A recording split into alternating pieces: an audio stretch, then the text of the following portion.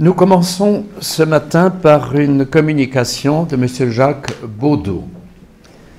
Il est spécialiste de patristique, c'est-à-dire des pères de l'Église, et il est d'ailleurs président de l'Association pour l'étude et l'enseignement des pères de l'Église. Nous avons l'honneur de l'avoir avec nous et de n'ouvrir cette séance. Il s'occupe aussi, du père Abra, père Georges Abra, dont vous avez l'image ici devant vous, et dont peut-être il nous entretiendra un peu, il nous en dira quelques mots. La Sainte Vierge avait donné comme salutation à ses disciples à la Salette que Jésus soit aimé de tous les cœurs. Voilà. Alors j'étais entouré de deux amis, donc Saint Jean Chrysostome, dont vous voyez une représentation d'une fraise de Moldavie, qui abreuve ses fidèles des flots de son enseignement, vous voyez comme c'est très puissant, et puis mon père spirituel, qui est le père Abra, qui était aussi, il alimentait donc ses fidèles des enseignements divins des pères de l'Église. C'était surtout, il était très, très imprégné de cette culture. Je pourrais vous en témoigner à travers cet exposé. Voilà. S'il n'y avait pas eu le père Abra, je ne crois pas que, enfin, il y avait peut-être je ne serais pas parmi vous aujourd'hui, parce que quand on le côtoyait, on pouvait, comme vous voyez, son visage, Saint Ignatius dit, lorsque Saint Basile est mort, que le visage de Saint Basile était empreint de méditation, et il y avait un regard intérieur, et c'est ce qui était très frappant chez le père Abra, c'était quand on le côtoyait, on ne pouvait avoir effectivement que l'image de ce regard intérieur. Donc il poussait quand par exemple, il y a eu un témoignage de la belle-mère du président Arafat, parce qu'il a vécu à Naplouse, le père Abra, et donc c'était une concitoyenne, et le témoignage, c'est que il leur conseillait à ces femmes qui étaient des intellectuelles musulmanes, chrétiennes, de retourner Ah oui, je vais... Alors attendez, je vais peut-être mettre comme ça. Oui, enfin je vais essayer de tenir. Voilà, et donc il disait retourner un peu à la vie intérieure, puisque vous êtes dans une situation difficile, et donc il y avait toujours ce souci de vie intérieure, et donc qui était très puissant chez lui. Voilà. Alors cet après-midi, vous aurez Annie Laurent qui vous fera un exposé sur comprendre les chrétiens d'Orient, et je pense que le père Abra est une figure de ces chrétiens d'Orient. Et il a été prêtre, il est né donc à Haïfa en 1930, il a été prêtre, il a été curé de Naplouse, et après il a été donc vicaire à Saint-Julien-de-Pauvre à Paris. Il a été conférencier, directeur spirituel, et il est mort donc en 1994. Alors ce que je voulais souligner, c'était, aujourd'hui j'ai vu comme un clin d'œil de la Providence, je remercie beaucoup infiniment Dominique Tassot, parce qu'aujourd'hui c'est le 25e anniversaire jour pour jour de sa mort. Bon, c'est un clin d'œil sûrement de la Providence. Voilà. Alors voilà, je voulais vous mettre aussi dans l'actualité des pères de l'Église, c'est que pour plagier un peu Platon, il dit la justice, ce n'est pas de la connaître, mais c'est d'être juste. Et je pense que si je plagie un peu Platon dans cet esprit, connaître les pères de l'Église, c'est les vivre. Et souvent, à l'heure actuelle, on fait beaucoup d'études sur les pères, mais on n'imprègne pas, on ne les lit pas dans le texte, on les rumine pas, si vous voulez. Je crois que c'est très important de les lire dans le texte et vraiment de s'en inspirer, que notre vie soit transformée par cette nourriture. Voilà. Alors c'est dans cet esprit que j'aborde un peu l'exposé, donc sur le caractère absolument actuel des pères. Le père Abra dit dans le discernement spirituel, les pères ne doivent pas être considérés d'un cœur froid, dont il s'agit d'évaluer le rôle dans le passé, mais comme la substantifique moelle de l'évangile éternel. Voilà, donc ce sera mon introduction. Alors, je vais vous donner le plan de mon exposé. Alors, en première partie, j'ai pensé d'abord qui sont les pères de l'Église. Je ne sais pas si vous les connaissez tous, et dans quel contexte de vie ils ont conçu et diffusé leurs pensées. Ma deuxième partie, ça sera comment les pères ont-ils christianisé le monde antique et peuvent-ils nous servir de modèle. Je crois que c'est très important. Et je me suis inspiré d'une encyclique de Pie XII, où Pie XII distingue deux caractères principaux des pères de l'Église. Et donc ma troisième partie, ça sera comment les pères sont-ils à notre époque les plus propres à élucider la parole de Dieu et les plus propres à promouvoir la sainteté de vie.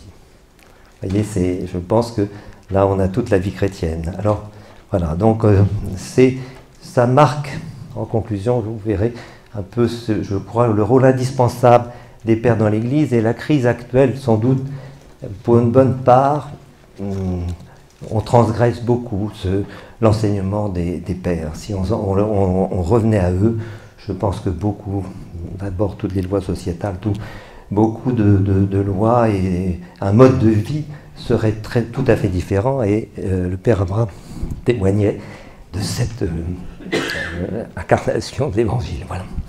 Alors qui sont les pères de l'Église? Alors si on parle des pères, il faut aussi parler des docteurs. Je pense que vous les connaissez davantage, et la définition des pères est plus difficile à trouver. J'ai fait des recherches, alors que celle des docteurs, c'est un titre qui a été donné en 1295 par le pape Boniface VIII, et il a élevé quatre pères, les quatre grands-pères d'Occident, donc Augustin, Ambroise, Jérôme et Grégoire Ier, le pape. C'était dans le but d'élever leurs célébrations et commémorations liturgiques au rang de celles des apôtres et évangélistes, et à reconnaître leur autorité exceptionnelle dans le domaine de la théologie, qu'on appelle la doctrine éminente. Voilà. Et puis, plus tard, Saint Pie V a élevé quatre pères d'Orient, aussi au titre de père de l'Église. Donc il y a eu Saint Athanas, Saint Basile, Saint Grégoire de Nazianze et Saint Jean Chrysostome. Voilà. Alors évidemment, il faut noter que les pères, les docteurs sont tous canonisés, et que maintenant il y a des femmes qui sont docteurs de l'Église. Évidemment, il n'y a pas de père, mère de l'Église. Mais voilà, donc c'est pour les distinguer des pères. Alors comment on peut définir les pères et donner la liste? On a une liste des docteurs. Ils sont 36 à l'heure actuelle, et la moitié sont des pères de l'Église. Mais alors, comment pourrait-on définir les pères par rapport aux docteurs? Puisque une différence, c'est que certains ne sont pas canonisés parmi les pères, et pourtant ils sont pères, ils sont donc pères dans la foi. Alors, Madame Canivet de Strasbourg, qui est une professeure émérite à l'Université catholique de Strasbourg, de théologie, ne nous a pas donné une liste vraiment complète. Alors, je préfère prendre la définition du père Abraham dans son livre sur la transfiguration, que vous trouverez.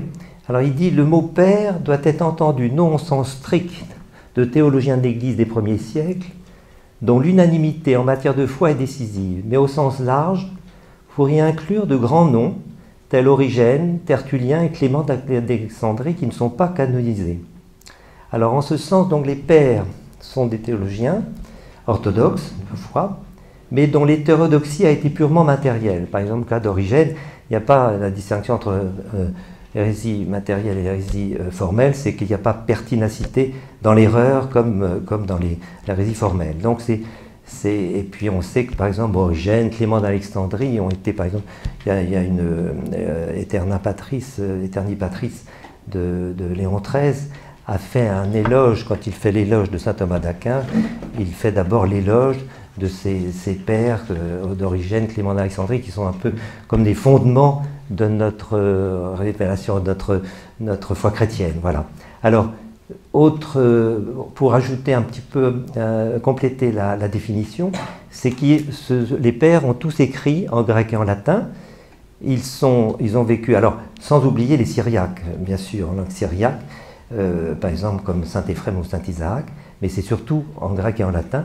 Et ils ont vécu, là, à peu près tout le monde est d'accord pour dire qu'ils ont vécu jusqu'au 7e, 8e siècle. Alors, en Orient, le dernier père, ça serait Saint Jean Damascène, en 749, et en Occident, ça serait Bède le Vénérable, l'anglais, en 735. Voilà, donc c'est la définition que je peux vous donner, et avec toutes ces restrictions.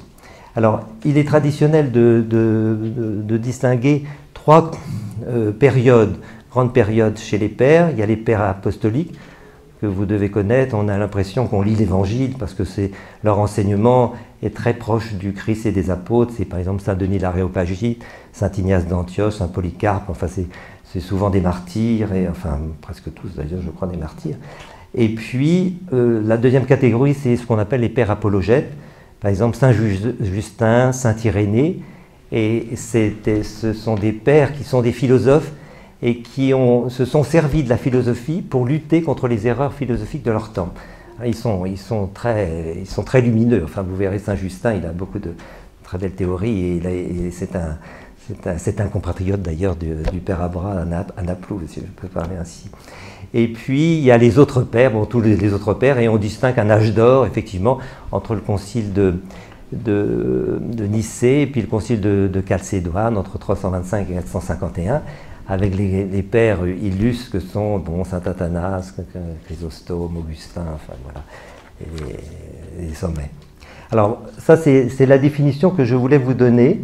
Et maintenant, vous présentez dans quel contexte de vie les pères ont-ils conçu et diffusé leurs pensées. Alors, j'ai essayé de distinguer trois traits généraux de la société antique qui prédisposaient à un enracinement chrétien. Et sans ce terreau, je pense que le christianisme aurait eu beaucoup plus de mal, c'est un terreau à la fois culturel, social, aurait eu beaucoup plus de mal à s'implanter. Ça n'empêche qu'il y a eu beaucoup de persécutions, mais le monde antique prédisposait un peu donc, au christianisme. Alors, je vais vous prendre quelques exemples. C'est les fondements sur lesquels la société antique reposait. Alors, et puis après, je vous donnerai quelques exemples tirés de la littérature antique qui prédisposait aussi à cet enracinement. Et enfin, les exemples tirés de la philosophie classique qui prédisposait aussi à cet enracinement. Voilà. Alors, ce qui est très marquant à chaque fois, mais il aurait fallu y avoir 2 heures, 3 heures d'exposé, mais en tous les points, on peut dire que les pères rebondissent sur des pensées des philosophes. Et donc, sans cesse, et d'ailleurs, quand vous lisez les pères, vous avez l'impression de lire parfois des passages entiers de Platon. Et donc, ils rebondissent par leurs pensées sur des pensées antiques. Voilà. Donc, ils ne parlent pas de rien. Alors, évidemment, ils corrigent beaucoup d'erreurs ou ils poussent à leur ultime développement la pensée, par exemple, de Platon. Et c'est ce que je vous démontrerai donc en philosophie. Alors, rapidement, les principaux fondements sur lesquels la société antique reposait. Alors, il faut se dire que le monde antique, ça m'a permis en analysant pendant cet exposé, je me suis aperçu qu'on est effectivement, notre société moderne était presque on pourrait dire maintenant, à des années-lumière de cette société antique. Parce que la société antique, premièrement, est un monde qui a le sens du sacré. On n'est pas du tout, il n'y a rien de profane. Vous savez, l'étymologie du mot profane, c'est devant le temple ou en dehors du temple. Nous, on est totalement en dehors du temple. Alors, j'ai parlé de cela à un ami prêtre.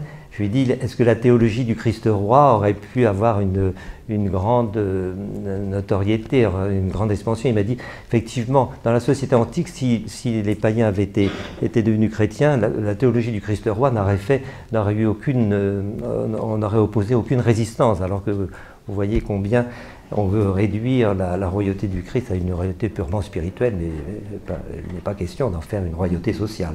Bon. Alors, chez l'exemple de cette société antique qui prédispose à l'enracinement chrétien, c'est aussi, on voit ça dans Homère ou dans Platon, il y a un besoin constant de Dieu dans la vie quotidienne et la reconnaissance des dons de Dieu. Je vais vous citer un passage de l'Eutyphron de Platon. Il dit « Les dons qui nous viennent des dieux sont en effet manifestes aux yeux de tout homme, car rien de bon n'existe pour nous que ce ne soit les dieux qui nous l'ont donné. » Et ça correspond d'une façon extraordinaire, je trouve, au passage de la première épître aux Corinthiens de Saint Paul, quand Saint Paul dit « Qu'as-tu que tu n'aies reçu? Et si tu l'as reçu, pourquoi te glorifier comme si tu ne l'avais pas reçu ?» Voilà, donc ça c'est un premier point.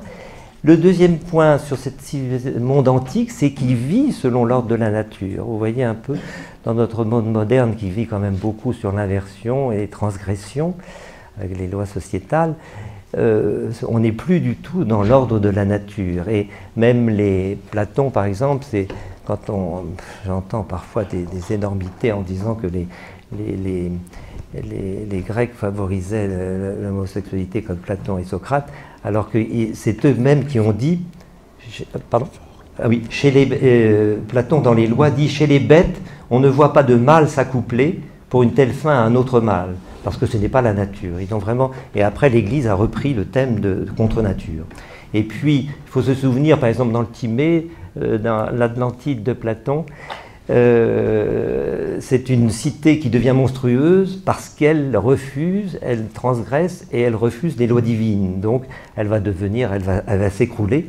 C'est un peu, elle tombe dans la démesure, c'est un peu une image de la nôtre à l'heure actuelle. Bon. Troisièmement, dans ce monde antique, la société est l'œuvre de Dieu. Alors c'est très...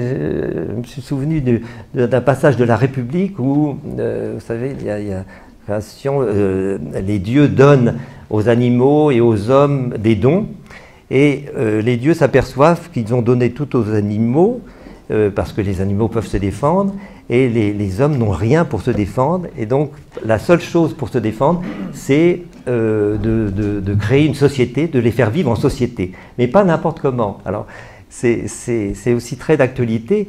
Qu'est-ce que les dieux donnent aux cités pour qu'elles puissent vivre ensemble? C'est le fameux vivre ensemble d'aujourd'hui.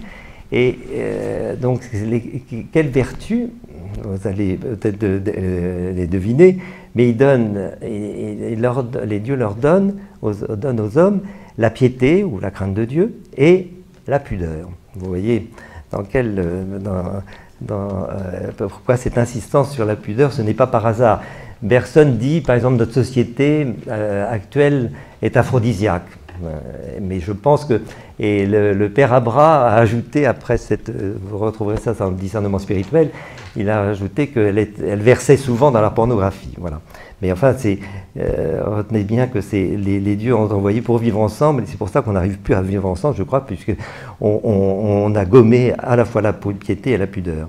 Alors le quatrième socle, le quatrième fondement que je voudrais vous exposer, c'est l'importance que la société antique a donnée à la hiérarchie. Et vous savez, chez Platon, il y a les cultivateurs, les artisans et les gardiens, et à l'intérieur des gardiens, il y a même une élite des gardiens. Et dans le christianisme, qu'est-ce qu'est l'Église? Elle est définie comme une société inégale, avec une hiérarchie. Je ne sais pas si vous avez lu Saint-Denis l'Aréopagite, il y a la hiérarchie céleste, et les anges se transmettent des communications, ils ne sont pas égaux les uns aux autres. Et dans la hiérarchie ecclésiastique, c'est assez simple de le... Donc il y a une idée d'ordre, d'harmonie, qui est tout à fait... que le monde moderne a vraiment battu en brèche, enfin refusé. Alors ça, c'était les fondements de la vie en société. Alors maintenant, comment la littérature antique attendait la révélation, et donc favorisait cet enracinement du christianisme. On peut dire que les païens posaient les questions, ils n'avaient pas toutes les réponses, mais ils cherchaient en gémissant. Et ça, c'est la meilleure, c'est un peu ce que dit Pascal, il faut chercher en gémissant. Alors, Dans la littérature, je vais vous donner vraiment un peu d'exemples, mais je crois qu'elle regorge. Par exemple, déjà chez Homère, on peut pressentir que l'Iliade, c'est un peu le châtiment de l'infidélité conjugale. L'Odyssée, c'est la récompense d'une fidélité conjugale entre Ulysse et Pénélope. Et il y a un autre trait, c'est dans la littérature antique, beaucoup de moments cruciaux sont des combats solitaires. Et nous, les chrétiens, les combats cruciaux sont généralement, c'est le combat spirituel, donc c'est très solitaire aussi. Beaucoup de héros meurent pour une faute qu'ils n'ont pas commise.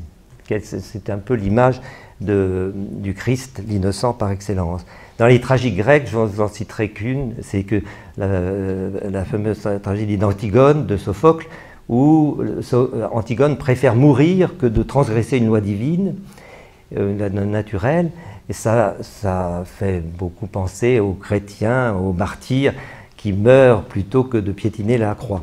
Voilà. Alors, et puis dans le monde romain, il y a beaucoup, si vous lisez La Cité de Dieu, il y a beaucoup de références, bien sûr, et une simple référence, c'est dans les bucoliques de Virgile, il y a une vierge qui enfantera et qui donnera naissance à un âge d'or, un âge nouveau. Alors pour résumer, vous voyez, j'ai pris Peggy, pour lequel tout ce qu'il y a de bon chez les païens sont autant de bornes d'attente du Christ. C'est des bornes d'attente du Christ, ça reprend exactement ce que dit Saint Justin, je ne veux pas faire le savant, il y a le logos spermatikos, et ça veut dire le verbe semence, c'est-à-dire tout ce qui est, comme dit Peggy, tout ce qu'il y a de bon chez les païens, il y a une semence du Christ. Mais alors, cette semence du Christ, ce sont les semences dans les cultures.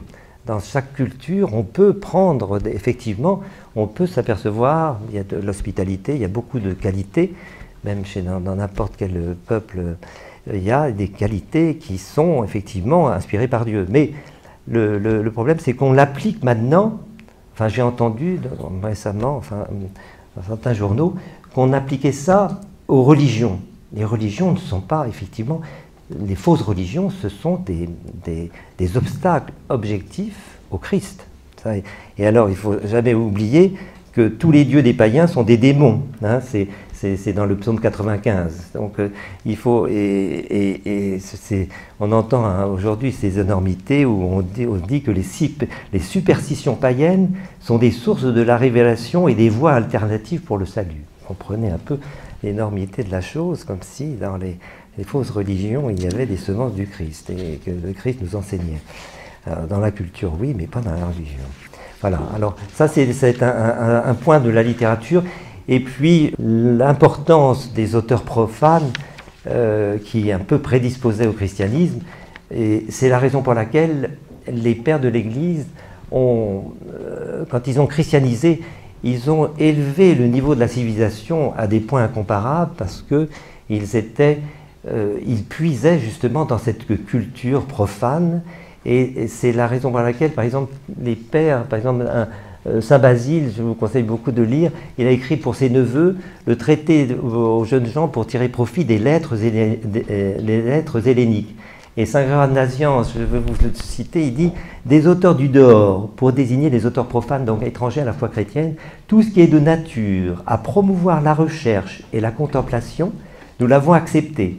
En revanche, tout ce qui conduit au démon, à l'erreur et à l'abîme de perdition, nous l'avons rejeté avec dégoût. Vous voyez, les pères n'ont pas le complexe d'égalisation par le bas, tout ce qui peut servir au bien, ils en font leur miel.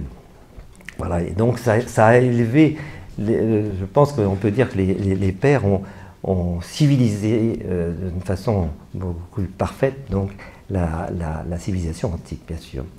Et alors, le troisième trait, c'est que la philosophie classique, en quoi donc elle a elle a favorisé, elle a un peu été dans cette perspective de l'enracinement chrétien.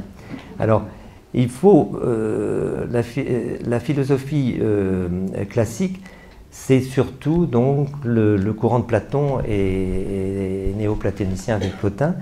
Et par exemple, Saint Grave Nazianze dit Platon, c'est le plus théologien d'entre les Grecs. Donc, les thèmes platoniciens, je vais vous décrire les thèmes platoniciens qui ont joué le plus grand rôle dans la pensée des pères. Alors, vous allez voir, ces thèmes servent un peu d'antidote à beaucoup d'erreurs actuelles et que nos contemporains en sont très imprégnés. Alors, par exemple, un premier thème tiré de Platon, c'est le contraste constant entre le monde de l'être ou intelligible et le monde du devenir ou sensible. Un deuxième thème, c'est par exemple que l'idée du monde sensible est l'image du monde intelligible plutôt qu'un effet supposant une cause, selon Aristote. Alors, la double conséquence, c'est que quand on dit que le monde sensible est l'image du monde intelligible, c'est d'abord, pour ne pas tomber dans la folie, c'est l'existence objective du monde extérieur, hein, qui a été évidemment avec la philosophie moderne, c'est une philosophie beaucoup plus fondée sur quelque chose de subjectif. Et puis deuxièmement, c'est l'existence, à partir de la contemplation du monde, on voit la création divine, c'est-à-dire qu'on reconnaît le créateur. Ça, c'est une chose qui est très contestée à l'heure actuelle, mais il est évident qu'en contemplant, alors là les pères ont des textes, je ne peux pas vous les lire, mais qui sont magnifiques sur cette réalité comme quoi l'auteur, c'est l'artisan divin. Alors, c'est déjà ce thème, ça lutte contre tous ceux qui prônent le hasard comme artisan de la création, hein. Et il faudrait leur répondre. Alors j'ai trouvé une chose un peu ironique de la part d'Einstein. Il dit, contre ceux qui prônent le hasard, il dit « Le hasard, c'est l'habit que prend Dieu quand il veut passer inaperçu. » Voilà, alors toi, c'est donc cette idée du monde sensible, image du monde intelligible aussi, qui a développé beaucoup l'art de l'icône, l'art du sacré. Alors le troisième thème que j'ai pris aussi, il y en a beaucoup, hein, c'est de l'existence des idées telles que le bien, le beau, le vrai, identifié à Dieu. Les pères en ont tiré un deuxième argument de l'existence de Dieu. Alors, une chose très importante, c'est d'abord la première conséquence de la bonté divine, c'est qu'il n'y a pas, on ne peut pas considérer le mal comme un Dieu, et donc il faut toujours se dire que le bien et l'être se correspondent. Et comme le mal exprime une privation d'un être dû, en conséquence, il n'a pas de substance. Alors, je m'arrête là, mais vous avez par exemple Saint-Denis, qu'il faut lire, mais qui est un peu difficile parfois. Dans les noms divins, il dit « Ce qui de toute manière est privé du bien n'a jamais existé nulle part, ni existe, ni existera, ni ne peut exister. » Et une deuxième conséquence de cette bonté de Dieu, c'est que Dieu ne peut pas vouloir le mal. Alors, ça, c'est une chose qui est parce que Dieu, quand il nous crée, il est généreux, il veut que le bien soit diffusif et diffuse de soi, et il veut nous faire participer à ces perfections divines. Il n'y a rien de meilleur. Et on dirait, ah mais oui, mais comme il sait que nous allons être damnés, pourquoi, pour certains, puisqu'il a la connaissance, pourquoi il nous créerait ? Alors, c'est vraiment dire, on accuserait Dieu de nous avoir créés et d'être damnés, alors que la damnation, c'est le fait de notre part, c'est parce que nous n'avons pas correspondu à sa bonté. Et donc, Saint Jean Chrysostome, qui reprend une pensée de Platon dans le Timée, il dit, c'est une phrase, si vous pouvez vous en souvenir, moi je la médite tous les jours, non, pas vraiment, mais enfin quand même très belle. Saint Jean Chrysostome dit « Être vaut mieux que de ne pas être du tout. La conduite de Dieu à cet égard est un excès de bonté, car Dieu a ainsi vaincu sa prescience par sa bonté. » Voilà. Alors je crois que cette citation suffira, et donc ira, par exemple, vous savez, il y a la fameuse phrase du Christ, il eût mieux fallu qu'il ne fût pas né, ça ne s'applique pas du tout à ce sujet, parce que les pères ont dit que ça s'appliquait à la damnation de Judas. C'est le seul qu'on puisse dire être en enfer. Voilà. Alors, il y a un autre thème aussi tiré de la théorie des idées, c'est la notion de création. Enfin, Saint Grégoire de Nice l'a beaucoup exposé, contrairement à Platon qui ne croit pas à la notion de création. Saint Maxime le Confesseur a montré l'absurdité des deux commencements, comme s'il y avait une matière première et Dieu en même temps. C'est ce qui voudrait dire qu'il y a deux infinis et deux immuables, ce qui était contradictoire. Et puis vous avez une très belle théorie qui est exposée, c'est quand vous lirez, je vous donnerai ce livre sur la transfiguration sur les pères grecs, vous aurez un exposé magnifique de la théorie de Saint Denis l'Aréopagite sur la différence entre la théologie de l'essence et la théologie de l'énergie divine. Alors c'est pas, je vais simplifier, mais c'est très important, c'est que ça évite, si vous vous tenez bien à la théologie de l'essence, vous ne tomberez pas dans le panthéisme, au sens que l'essence est inconnaissable chez Dieu, évidemment, puisque ça voudrait dire qu'on définit Dieu et donc on en fait quelque chose de connu, de limité. Et la pensée des pères, c'est que plus on a la sensation, ça c'est du Saint Basile je crois, plus on a la sensation de l'incompréhensibilité divine, plus on le connaît. C'est un peu paradoxal, mais c'est tout à fait juste, bien sûr.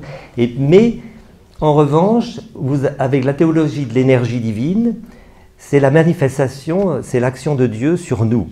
Par sa bonté, à beaucoup sans cesse, Dieu intervient dans notre vie, il est là. Et donc, par cette théorie de l'énergie divine, cette manifestation, on a, dans une certaine mesure, la possibilité de connaître un peu Dieu. Et donc, connaître un peu Dieu, ça nous évite de tomber dans l'agnosticisme. Donc, cette théologie, développée beaucoup par Saint Denis l'Aréopagite, empêche de tomber à la fois dans le panthéisme et l'agnosticisme. Voilà. Alors, la quatrième thème, ça serait, j'ai pris la substantialité et l'immortalité de l'âme. Vous savez, chez Platon, l'âme est immortelle, le corps est une prison et donc n'est pas éternel, alors que chez les pères, il y a à la fois, ils veulent que et l'âme, la nature intelligible, et le corps, la nature sensible, participent au bien et à la résurrection.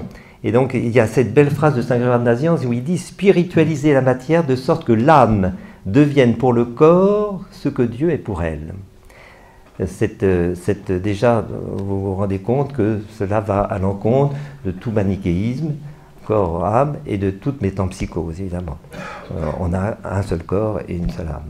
Voilà. Alors le cinquième thème, vous le connaissez peut-être davantage, c'est peut-être ce qui est le plus connu dans la philosophie de Platon, c'est la nécessité de la purification. Vous savez, dans le fait de Platon, ça a servi beaucoup aux pères, les pères sans cesse de cette figure, cette vision tripartite de l'âme. C'est un cocher, l'âme est comparée à un cocher avec deux chevaux. Le cocher, c'est la raison, et les chevaux, c'est les deux parties irrationnelles, la concupiscible et l'irascible. Alors, l'irascible est souvent ami de la raison, du cocher, mais la concupiscible, qui correspond à la gourmandise, la luxure et l'avarice, ce sont des vices qui sont toujours opposés à la raison et qui veulent leur satisfaction immédiate. Donc, cette vision tripartite de l'âme, Saint Grégoire de Nice dit qu'elle a été absolument capitale dans le discernement spirituel. Vous savez, le discernement spirituel, c'est la diakrisis en grec, c'est de trier un peu de nos pensées, nos actions, et jeter la lumière où le vice peut se confondre avec la vertu. Par exemple, pour un confesseur, c'est très important d'avoir ces notions-là, parce que souvent, par exemple, vous avez l'hospitalité, qui est une qualité, mais qui peut être viciée par la gourmandise. Sous prétexte d'hospitalité, on satisfait son ventre. L'amour, derrière l'amour, il peut se cacher beaucoup de fornication. C'est pour ça que les Grecs disent que les vices, on leur porte près des vertus, hein, de façon un peu humoristique. Voilà. Alors, dans cette première partie, j'ai voulu montrer donc la correspondance entre cette civilisation antique et la révélation. Et il y a un professeur, le professeur François Valençon, qui m'a donné cette idée. Si nous voulons retourner à un enracinement chrétien dans nos sociétés actuelles, il faudrait retrouver, il appelle ça l'humus, le terreau de la civilisation antique. C'est-à-dire, le terreau, ça voudrait dire les valeurs, les fondements dont je vous ai parlé, l'ordre naturel, tout ça, une saine philosophie, et puis une littérature, un peu ce qu'on appelait les humanités. Voilà, donc c'est une idée, je crois, qui est juste, mais bon, nous avons beaucoup de travail à faire. Voilà. Alors ça, c'était la première partie. La deuxième, c'est comment les pères ont-ils, oh oui, il ne faut pas que je dépasse, ont-ils christianisé le monde antique et comment peuvent-ils nous servir de modèle? Alors là, je crois qu'ils ont christianisé le monde antique. J'ai pris 4 volets par leur action doctrinale, en faisant de la philosophie la servante de la théologie, en ayant une prédication éloquente et en agissant contre eux-mêmes, c'est-à-dire avec une lutte spirituelle contre eux-mêmes. Voilà. Alors, par leur action doctrinale, je vais passer peut-être, vous trouverez ça facilement, c'est tout. Les pères ont un apport considérable dans la doctrine et dans la définition des dogmes et de la sauvegarde de la tradition. Alors, si vous prenez l'étymologie du mot dogme, je ne vais pas faire le savant, mais j'ai justement cherché, ça vient du verbe accueillir, accepter en grec, dékomai, et ça fait dédogmena dans le participe. Enfin. Et donc, ça voudrait dire ce qui doit être accueilli, accepté. Vous voyez, dans le dogme, il n'y a pas un choix, le dogme s'impose à nous. Hein, voilà.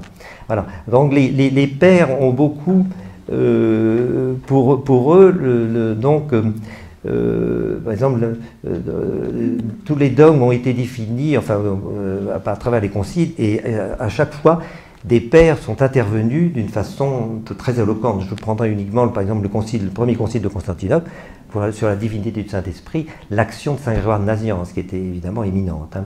Alors, et en même temps, à chaque fois qu'il y avait un concile, des définitions de dogmes, le concile renouvelait l'autorité du pape de Rome sur l'Église. À Chalcédoine, par exemple, on disait « c'est Pierre qui a parlé par la bouche de Léon ».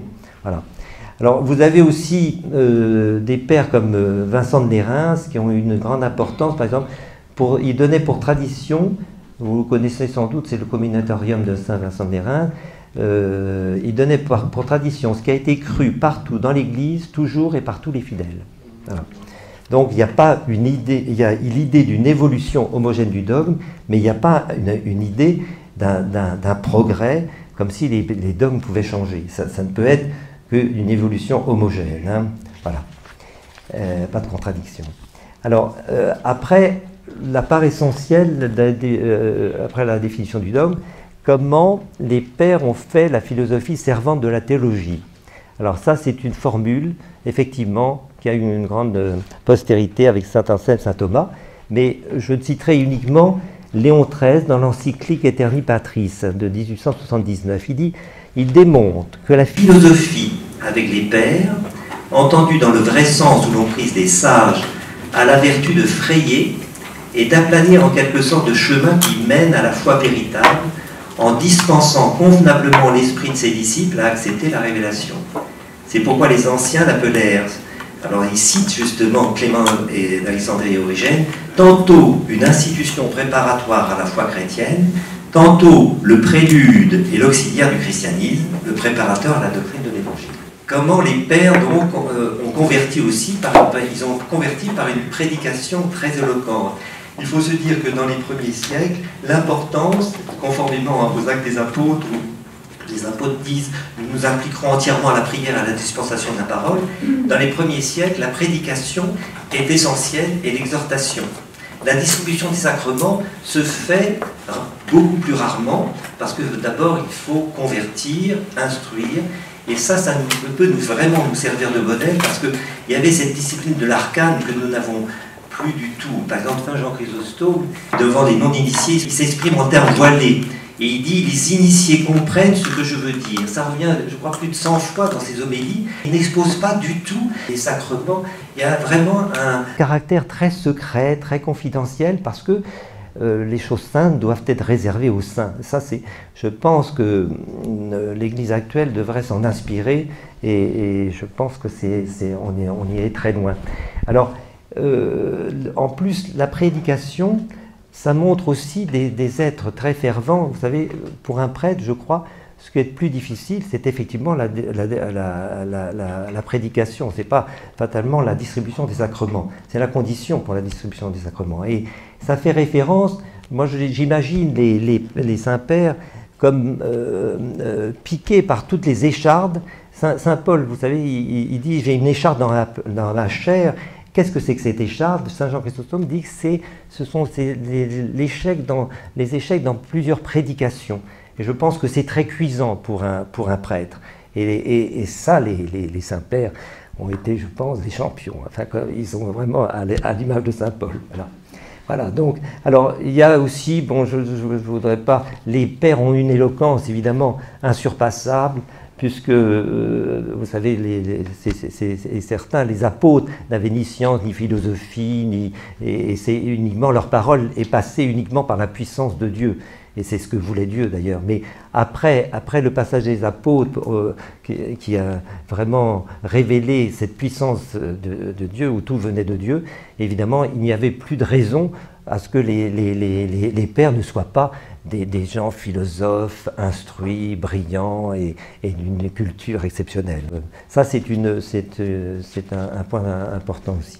Alors après, les pères, comment ils ont développé aussi le christianisme dans la civilisation antique, c'est par une lutte contre eux-mêmes. C'est-à-dire, j'ai trouvé ça comme c'est un peu synthétique, mais j'ai l'impression que l'ascèse était vraiment leur principal séminaire. Vous voyez, c'est-à-dire, ils se préparaient à l'apostolat d'une façon.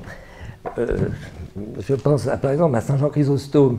Vous savez, il s'est isolé à plusieurs reprises dans des grottes au-dessus d'Antioche, suspendu à des cordes. Et là, il a ruminé la parole de Dieu. Mais évidemment, vous avez ça partout chez les pères. Il y a cette période d'isolement et de macération de la parole divine qui est insurpassable, évidemment. Saint Basile, on dit de Saint Basile et Saint Grégoire de Nazianze à Athènes, ils connaissaient que la rue de l'église et la rue des écoles. Bon. Mais ils avaient cette capacité à s'éloigner du monde. Vous voyez, il ne faut pas se modeler au monde comme on le fait à l'heure actuelle. Je vous donnerai cet esprit-là à travers une phrase de saint Isaac le Syrien. Il dit « Si tu ne t'éloignes pas du monde, tu ne sauras point pourquoi il est puant, mais il te couvrira de sa puanteur comme d'un parfum esquis, et tu prendras pour un voile de gloire la nudité de ta honte. » Voilà. Donc je crois que ça serait une très belle leçon pour dire qu'il faut s'éloigner du monde et retourner à cet esprit à la fois contemplatif et de l'arcane. Voilà. Alors par piété filiale, je crois que j'ai encore le temps, j'aime vous rapporter un point qui m'a marqué donc, dans la direction spirituelle du Père Abra. Rapidement, pour un témoignage, c'est par exemple à la fin de sa vie, le Père, avant de mourir, m'a confié que qui n'avait pas fait de compromis dans la foi, c'était sa seule fierté. Et puis à Versailles, un prêtre lui avait dit, il conversait, le père disait, lui exposait une idée, une interprétation des Écritures. Alors le père de Versailles dit « Ah oui, oui, c'est votre idée, père ». Alors le père rétorque, il dit « Mais non, c'est l'idée des pères ».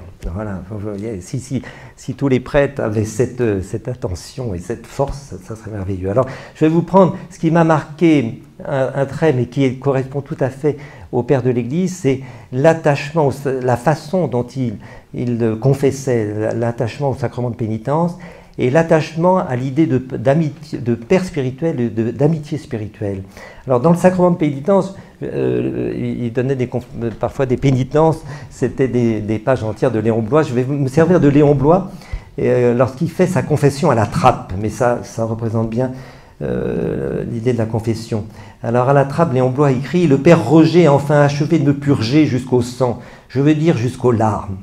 Il s'est trouvé que par-dessous toutes les anciennes confessions incomplètes et superficielles, il s'était formé une couche infecte et consistante qui gênait ma respiration spirituelle et qui aurait fini par m'empoisonner. Le père Roger n'a pas hésité à descendre dans ce cloaque et il m'a fait le nettoyage le plus complet. C'est tout à fait, ça correspond tout à fait à l'idée du père Abrache, je crois, des pères, quand il parle de la confession, c'était de ne rien laisser dans l'ombre, c'est-à-dire tout éclairer à la lumière du Créateur. Alors, c'est le thème de l'image de Dieu, c'est-à-dire la confession sert à, c'est un thème très développé chez les pères, c'est de restaurer l'image de Dieu qui a été souillée. Et ça, c'est évidemment, c'est magnifique, et ça veut dire aussi, c'est l'image du prêtre qui, pour purifier l'âme, n'hésite pas à souiller sa bouche, ça c'est, je crois, du Chrysostome, comme le médecin qui, pour soigner une plaie, n'hésite pas à mettre ses mains dans le pus du patient, vous voyez. Donc c'est, et puis il y a une autre image, par exemple, c'est une amie, Brigitte, qui m'a soufflé cela. Saint Jean Chrysostome, il va au bord du lit des jeunes épousés, enfin c'est Saint Jean Chrysostome qui imagine, Saint Paul va au bord du lit des épousés pour leur dire les prescriptions un peu d'un saint mariage. Bon, c'est très osé comme figure, mais c'est tout à fait, les pères ont cette force, si vous voulez, de ne pas laisser, de tourmenter les âmes, voilà, et de ne pas les laisser tranquilles, et de ne pas les rassurer. Bon, et donc vous imaginez que les confessions du Père, c'était un peu comme celle du Padre Pio, ça durait longtemps, et il n'y avait pas toujours, elles n'étaient pas toujours suivies d'absolution. Par exemple, si on voulait continuer à fréquenter les plages, les piscines, on n'observait pas la pudeur, il n'y avait pas d'absolution. Si on avait un usage usuraire de son argent, de certaines assurances, si on professait le sédévacantisme, tout ça, c'était des choses. Alors, pour ne pas paraître puritain, parce que j'ai beaucoup de... Quand je livre ces idées sur la pudeur et contre les plages à mes amis, j'ai souvent des volets de bois vert vers moi. Mais là, je vais vous lire un texte de Saint-Cyprien. Et en fait, je ne sais pas si Saint-Cyprien a rebondi sur un texte d'Hérodote, mais ça ne m'étonnerait pas. Hérodote disait déjà, en même temps qu'elle se dépouille de sa tunique, une femme se dépouille de sa pudeur. Alors Saint-Cyprien, vous allez voir, c'est assez humoristique, mais c'est très fort. Il stigmatise donc énergiquement toute prétention à garder la pureté en faisant fi de la pudeur. Alors il dit, que dirais-je de celles qui fréquentent des bains publics mixtes, qui prostituent à des regards avides de concupiscence des corps voués à la pudeur et à la chasteté. En se mêlant ainsi aux hommes, ne portent-elles pas sur eux des regards honteux dont elles devraient rougir? En exposant devant eux leur nudité, ne fournissent-elles pas alors un appât au vice? Et en allumant des désirs impurs chez ceux qu'elles provoquent, inévitablement ne se perdent-elles pas en elles-mêmes et ne se déshonorent-elles pas? Que chacun, diras-tu, examine son intention. Quand il vient se baigner, pour moi, je n'ai qu'un désir, celui de remettre en forme mon petit corps et le laver. Ça, j'entends beaucoup ça. Cette excuse ne te blanchira pas et ne te justifiera pas de l'accusation de luxure et d'effronterie. Loin de laver un tel bain sali, loin de nettoyer le corps, il le souille. À t'entendre, tu ne jettes sur personne des regards impudiques, mais sache qu'on en jette sur toi. Tu ne souilles pas tes yeux d'une honteuse délectation, mais le plaisir que tu donnes aux autres te souille toi-même. Voilà, donc c'est...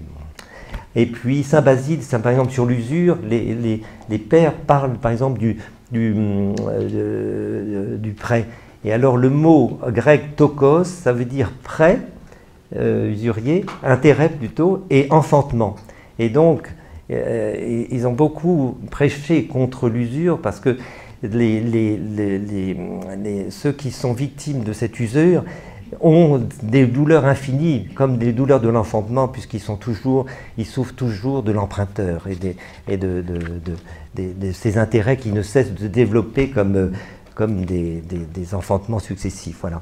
Alors, vous pouvez imaginer que, par exemple, le Père Bras donnait des pénitences très variées. Moi, j'ai eu l'histoire de Tacite, même, outre les écrits spirituels, j'ai eu l'histoire de Tacite pour avoir la concision, et le journal de Léon Bloch pour fortifier ma partie colérique. C'était très, très, très, très beau. Voilà. Le journal de Blois. Le journal de Blois, oui, ça m'a fortifié, mais je ne sais pas si j'en ai tiré complètement le profit, mais bon, j'espère. Alors, il y a aussi l'idée de... le père nous exhortait beaucoup, d'abord à avoir un père spirituel, et ça c'est une chose essentielle, parce que par exemple Saint Jean Climac dans l'Échelle Sainte, que je vous conseille beaucoup la lecture de ce livre sublime, qui a été à la base de beaucoup de... qui est une nourriture pour les moines et pas seulement pour les moines. Et Saint Jean Climac dit « Ils sont dans l'illusion ceux qui se fient à eux-mêmes et pensent n'avoir besoin de personne pour les conduire. » Et lorsque il y a des amis qui me disent « Mais je ne trouve pas de père spirituel. » Et Saint Basile répond à cette question en disant « Si jamais vous n'avez pas de père spirituel, vous n'en trouvez pas, vous pouvez très bien, si vous êtes humble, exposer vos inquiétudes, vos problèmes à des gens même parfois très peu spirituels. Eh bien, la voix de Dieu vous parlera à travers eux. » C'est très rassurant, vous voyez, Dieu est vraiment présent. Et ça me fait penser aussi à un passage du banquet de Platon, où Saint Alcibiade, le bel Alcibiade, veut dormir avec Socrate, on le dit, et Socrate commence à ronfler. Et à la fin de la nuit, je crois, il y a cette parole d'Alcibiade qui dit « Il me donnait l'idée de mon abjection ». Et c'est ça, l'abjection au sens que le Père spirituel nous met face à face, et donc face à Dieu, et est en même temps notre meilleur ami, bien sûr, pour nous élever aux choses les plus hautes. Alors, le Père aussi insistait beaucoup sur l'amitié spirituelle. C'est une chose, c'est un peu le baromètre de notre charité. C'est sûrement beaucoup de choses qui ont disparu. Par exemple, quand vous lisez Saint Paul, vous lirez dans les Actes des Apôtres, il a abandonné la mission à Troas parce que Tite n'était pas au rendez-vous. Alors évidemment, les contemporains ne peuvent pas imaginer une relation très spirituelle, ils voient quelque chose de charnel. Alors, ça n'a rien de charnel, mais Saint Paul veut voir le visage de son ami, il est attaché à son ami, et ça correspond complètement à ce que dit Saint Jean Chrysostome, qui dit « il faut que nous soyons aussi liés les uns aux autres que les muscles sont aux os ». Vous voyez, et donc... Et il a cette très belle phrase, il dit « Il faut étendre autour de nous le filet de l'amour et jeter l'hameçon de la sympathie et chasser les fidèles. » C'est-à-dire, à la sortie de la messe ou dans toutes les circonstances de notre vie, il faudrait qu'on aille à la chasse. Ça, c'est une idée de Saint Jean Chrysostome. Comme des chasseurs, on va chercher les fidèles, on va prendre contact avec eux pour les amener à s'élever, et ainsi de suite. Voilà. Donc, je dirais qu'on ne s'appuie pas beaucoup, on ne s'agrippe pas à moi à la sortie des parvis. Hein. Bon, alors, c'est le contraire d'Arbé d'Aurevilly. À un moment, il dit « Les Parisiens ont un désaimé facile, des détachements pleins de grâce qui allègent la vie. » Et lui, il dit « Mais au moins, les êtres passionnés tourmentent trop la vie de tout le monde. » Voilà. Mais il faut justement être ces êtres passionnés. C'est ce que nous demande d'ailleurs le Christ. Alors, en dernière partie, j'ai pris, je vais raccourcir parce que le temps passe, tiré de l'encyclique de Pie XII sur la promotion des études bibliques. Ça m'a permis de terminer, de faire cette partie. Pie XII écrit « En raison de l'office qui leur a été assigné par Dieu dans l'Église, les pères se distinguent par une certaine pénétration profonde dans les choses divines et par une merveilleuse acuité d'intelligence, ce qui leur permet de pénétrer jusqu'au sens le plus intime de la divine parole et de mettre en lumière tout ce qui contribue à élucider l'enseignement du Christ et à promouvoir la sainteté de vie. » Alors, dans ces deux parties, les pères qui sont des maîtres de vie donc, sont les plus propres à élucider donc, la parole de Dieu. Alors, rapidement, par exemple, c'est certain que les pères sont insurpassables dans l'exégèse. Et donc, ils ont appliqué, on ne sait pas si ce sont les juifs ou les chrétiens qui ont établi cette méthode exégétique, mais en tous les cas, c'est sans doute Origène, mais donc les 4 sens de l'écriture, le sens littéral, le sens allégorique, le sens moral ou tropologique, ou le sens mystique ou anagogique. Alors, les 4 sens pour clore ont été formulés au Moyen-Âge par un distique latin d'Augustin de Dacie. Il dit « La lettre enseigne les faits, l'allégorie ce que tu dois croire, la morale ce que tu dois faire, l'anagogie ce que tu dois viser. » Alors, ainsi, par exemple, au sens historique, Jérusalem, c'est la cité des Hébreux. Au sens allégorique, c'est l'Église du Christ. Au sens tropologique, c'est l'âme humaine. Et puis au sens anagogique, c'est la cité céleste qui nous est promise. Voilà. Donc, mais ça, je vous conseille beaucoup. J'aurais bien aimé vous lire un passage de Don Moléon qui se sert beaucoup, si vous pouvez le lire aussi, qui est mort en 81 et qu'on a comparé enfin, au Père Abraham, mais ils ont vraiment le même esprit et sans cesse ils font référence à ces 4 sens de l'écriture. Et puis ça nous permet aussi, ce sens de l'écriture, de dire que, par exemple, parfois une interprétation comme l'interprétation littérale n'est pas possible. Donc il faut s'élever spirituellement lorsque c'est pas possible. Il y a des choses. C'est le cas du Cantique des Cantiques. Le deuxième concile de Constantinople a interdit de penser que le Cantique des Cantiques était un épithalame de Salomon à sa princesse égyptienne. Donc il faut voir l'amour, on prend l'image d'un amour entre hommes et femmes, mais c'est l'image de l'amour du Christ et de son Église, bien sûr, il ne faut jamais le perdre de vue.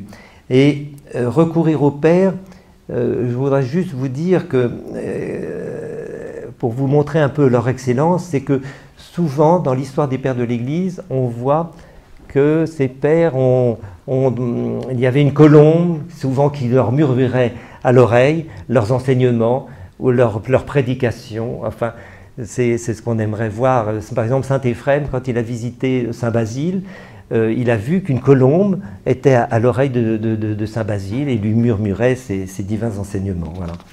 Alors, c'est une raison de plus de les écouter. Et puis, bon, les pères, par exemple, on a, contrairement à beaucoup d'interprétations modernes, c'est qu'on sait très bien que les sacrements ont tous été institués par le Christ. C'est-à-dire, par exemple, des saints-pères comme Saint-Denis ou Tertullien, qui n'est pas saint, on l'ont affirmé, ils ont décrit dès le début de l'Église que les sacrements avaient été institués par le Christ. Hein.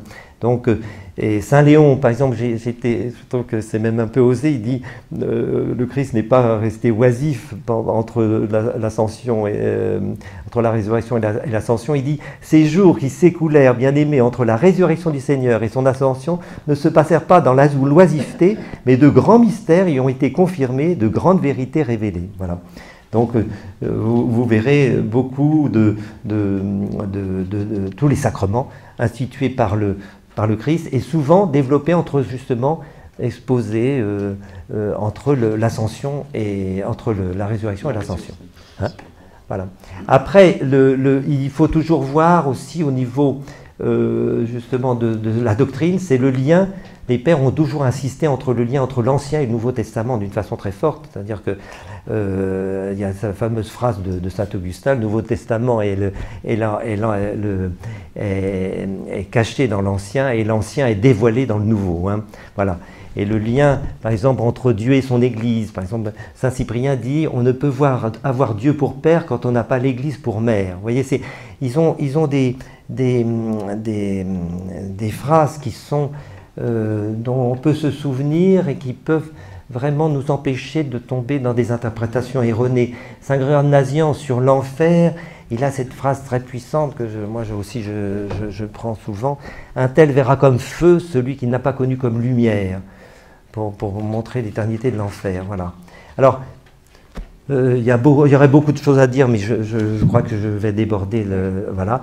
Et donc, je termine sur les saints-pères comme les plus propres à promouvoir la sainteté de vie. Alors, c'est, par exemple, on n'a pas attendu les féministes d'aujourd'hui. Jean Guisto qui m'avait soufflé, m'avait rappelé Saint Grégoire de Nazianze qui dit, qui s'était élevé contre justement l'inégalité entre hommes et femmes. En matière, quand il y avait des divorces, il dit, Saint Grégoire de Nazianze dit, je n'accepte pas cette législation, je ne loue pas cette coutume. Les législateurs étaient des hommes, voilà pourquoi cette législation est dirigée contre les femmes.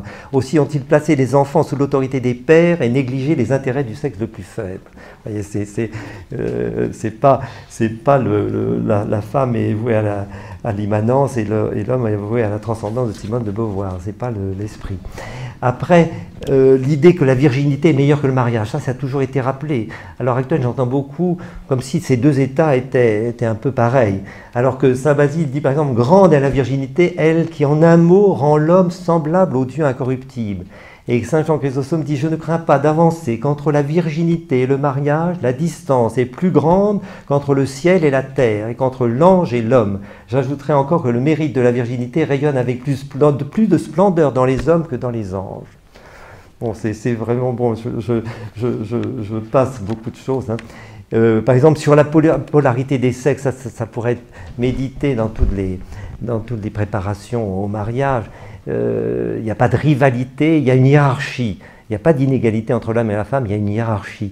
Et alors, Saint Jean Chrysostome, j'aime beaucoup aussi, je le dis souvent à des amis, il écrit « Chérir est le propre du mari, consentir celui de la femme. Si chacun fait ce qu'il doit, tout repose sur de solides fondements. » Il y a cette phrase magnifique « Aimer, la femme devient aussi aimante. » Je crois qu'une bonne partie des relations entre l'homme et la femme à l'heure actuelle, c'est souvent l'homme qui manque de cet amour un peu attentif. Voilà. Alors j'aurais pu vous parler d'un passage de saint Augustin où il a déjà vu que sous prétexte d'un faux amour, on voulait faire passer le divorce dans l'Église. Mais donc il a toute une exposition de... Après, il y a aussi, ça c'est très important, je crois que pour les jeunes, pour faire passer, je crois que c'est mal connu, contre la contraception. Et alors Saint Jean Chrysostome dit c'est une chose pire que le meurtre, c'est donc pire que l'avortement, vous voyez, la contraception. Donc d'ailleurs, ça a été la première loi qui a généré toutes ces lois abominables auxquelles on assiste à l'heure actuelle. Et il dit que je ne sais comment qualifier car on ne tue pas ce qui existe mais on l'empêche d'être. Ça revient un petit peu à ce que je disais, il faut mieux être que de ne pas être. Mais là, on l'empêche d'être. Et saint Augustin dit, si les époux sont dans de telles dispositions, ce n'est pas dans le mariage mais plutôt dans la débauche qu'ils ont établi leur union. Donc les saints-pères ne rentrent véritablement et instruisent près du lit des époux pour leur dire un peu leur responsabilité. Et saint Chrysostome, qui est un être très pudique, il a cette... là aussi, il faudrait répandre cette idée pour empêcher de la contraception. Saint Chrysostome compare la semence de l'homme, tout comme l'ovule de la femme, à l'or le plus pur et à un parfum liquide, vous voyez. Et ces expressions ne sont pas une figure de rhétorique, hein. C'est de dire véritablement que nous contenons en nous un parfum liquide et que ce parfum ne doit pas être déversé n'importe comment. Voilà. Et donc il faudrait prendre conscience aux jeunes et leur dire la vérité là-dessus. Et puis, bon, il y a Saint Jean Chrysostome s'insurge par exemple contre les femmes soldats de Platon. Parce qu'il parle beaucoup de cette beauté féminine qui apaise l'homme et puis